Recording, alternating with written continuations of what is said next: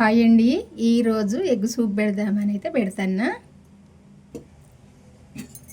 ఇప్పుడైతే ఇందులో నేను ఒక అర డజను ఎగ్ వండుతున్నా. దానికి సరిపోను ఆయిల్ అయితే వేసుకుంటున్నా. 2 స్పూన్లు వేసినా సరిపోద్ది. మా తెలంగాణ వంట అండి. మేమైతే తెలంగాణ అంటే తెలంగాణలో కూడా అందరూ ఒక్కలాగా వండుకోపోవచ్చు. మేమైతే వండుకునే తీరే వండుతున్నా.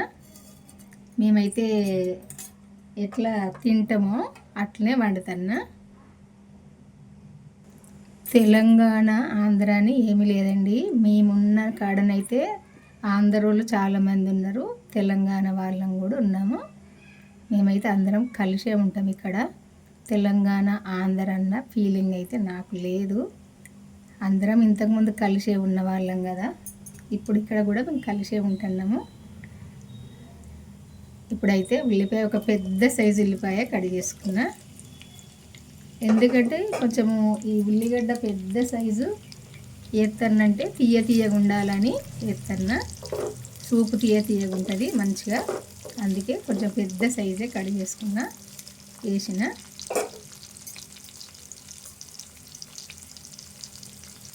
పసుపు వేద్దాము. ఎందుకంటే మేము మా కూరలు చూసిన వాళ్ళు ఇట్లా వండుకుంటారు అట్లా వండుకుంటారు అనుకోకుండా, మా తెలంగాణలో అయితే మేమైతే మా ఇంట్లో ఇట్లే వండుకుంటామని చెప్తున్నా. అందుకే చెప్పడం కూడా మా ఇంట్లో తిన్నట్టు మేము వండుకుంటున్నాము. కరివేపాకండి,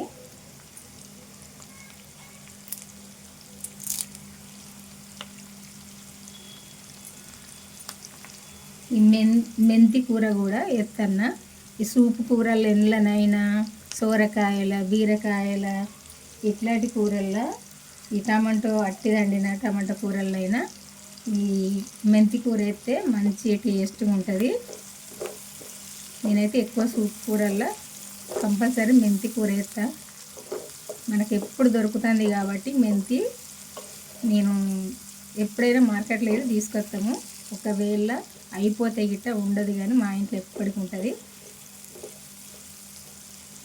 ఈ ఉల్లిపాయ అయితే వేగేదాకా కలుపుకోవాలి. ఇప్పుడు సాల్ట్ కూడా వేసుకుందాము. ఎందుకంటే సూపు కూర కాబట్టి కొద్దిగా సాల్ట్ ఎక్కువనే పడుతుంది. అందుకే 2 చెంచాలు వేసిన. టేస్ట్ చూసినాక వేసుకుందాం. మళ్ళీ అల్లము వెల్లుల్లి పేస్ట్ కూడా వేసుకుందాము. 1 చెంచా వేసిన సరిపోద్ది. నేను వండే కూర కొంచెం ఎక్కువని,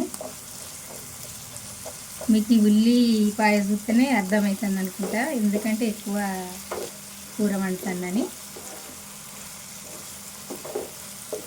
ఇది అంత వేగాలి కొంచెము.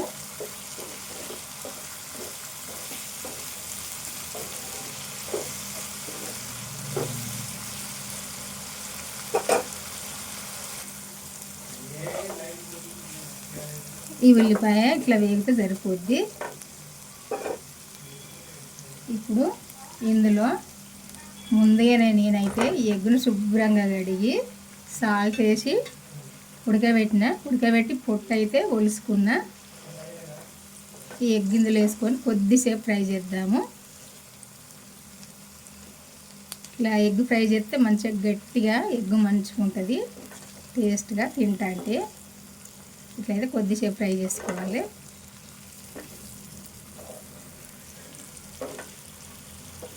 ఇట్లా చేసుకుంటే మంచిగా ఉంటుంది.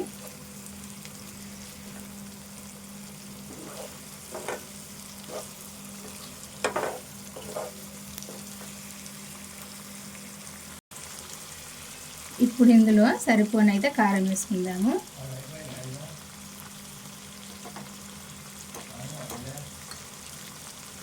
ఒక చెంచాన్నర కారం వేసిన. ఎందుకంటే ఇది సూపు కాబట్టి కొంచెం ఎక్కువనే పడుతుంది, చింతపండు సూపు కాబట్టి. ఈ చెంచాతోటి చెంచాన్నర వేసినా సరిపోద్ది.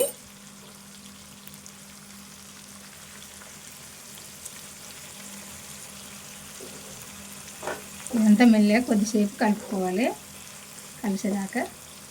కారం కూడా ఇట్లా ఉడకాలి వీటితో పాటు.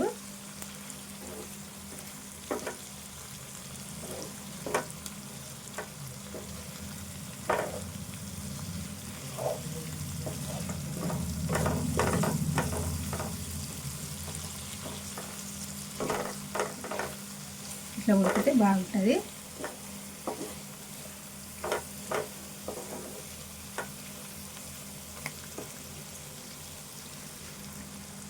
ఇప్పుడు ఇట్లా ఉడకాలి. ఇట్లా ఉడికినాక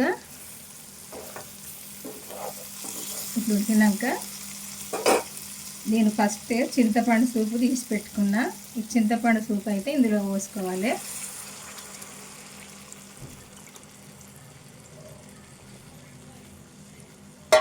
ఇది సరిపోనుందా పుల్లగా ఉంటుందా అనేది చూసుకొని, ఒకవేళ పుల్లగా అనిపించినట్టయితే ఇంకా కొంచెం వాటర్ వేసుకోవాలి. ఎట్లా కొంచెం పుల్లగానే ఉంటుంది, ఇంకా కొంచెం వాటర్ వేసుకుందాము. ఇదిగో కొంచెము వేసుకుందాము, సరిపోద్ది. ఇది కొంచెం ఉడుకుతుంది కదా, ఉడికిందంటే దగ్గరకు వస్తుంది. అప్పుడు సూపు పులుపు సరిపోద్ది.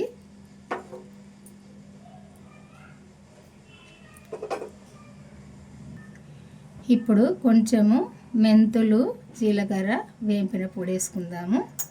వేసుకొని కలుపుకుందాము.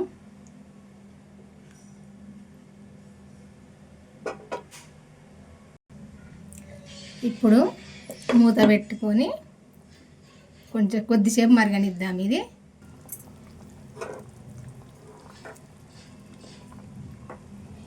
ఇప్పుడు కొంచెము ధనియాల పొడి వేసుకుందాము.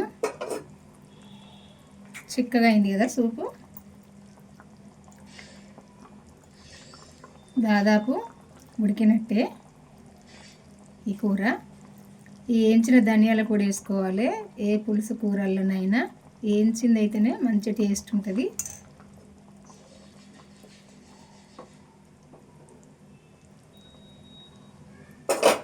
అట్లే కొంచెము కొత్తిమీర కూడా వేసుకుందాము. ఎందుకంటే కొత్తిమీర కూడా కొద్దిసేపు ఉడకాలి కాబట్టి ఇప్పుడే వేసుకుందాము.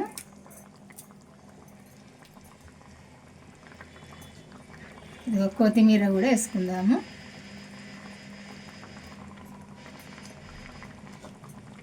కలుపుకొని కొద్దిసేపు ఉడికించుకుందాము. దాదాపు ఈ కూర ఉడికినట్టే.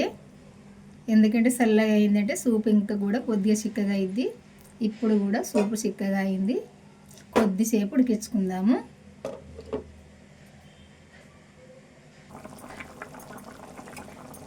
ఈ కొత్తిమీర కూడా ఉడికినట్టే. ఈ కమ్మనైనా తీయగా పుల్లగా ఉండే ఎగ్ సూప్ అయితే అయిపోయిందండి. ఇట్లా వండుకుంటేనైతే చాలా టేస్ట్గా ఉంటుంది. ఎండాకాలం కాబట్టి లూజ్గా ఉంటే అన్నము మంచిగా తినచ్చు. ఇది ఒక్క గంట వేసుకొని తిన్నామనుకోండి సరిపోని అన్నం తినచ్చండి. ఎంత టేస్ట్గా ఉంటుంది. ఇంత వేసుకొని తిన్నామనుకోండి మనం సరిపోని అన్నం తినచ్చు. అంత టేస్ట్గా ఉంటుంది. పుల్లగా మంచిగా. నేను వండే విధానం అయితే ఇదండి. మేము ఇట్లా వండుకుంటాము. నేను వండిన ఈ ఎగ్ సూపు కనుక మీకు నచ్చినట్టయితే ఒక లైక్ చేయండి. మన ఛానల్ అయితే సబ్స్క్రైబ్ చేసుకుని వాళ్ళు ఉంటే మీకు నచ్చితే చేసుకోండి. మళ్ళీ వంటతోటి అయితే కలుద్దామండి. ఈరోజైతే ఈ వంట అయిపోయింది. బాయ్ అండి, ఉంటానండి.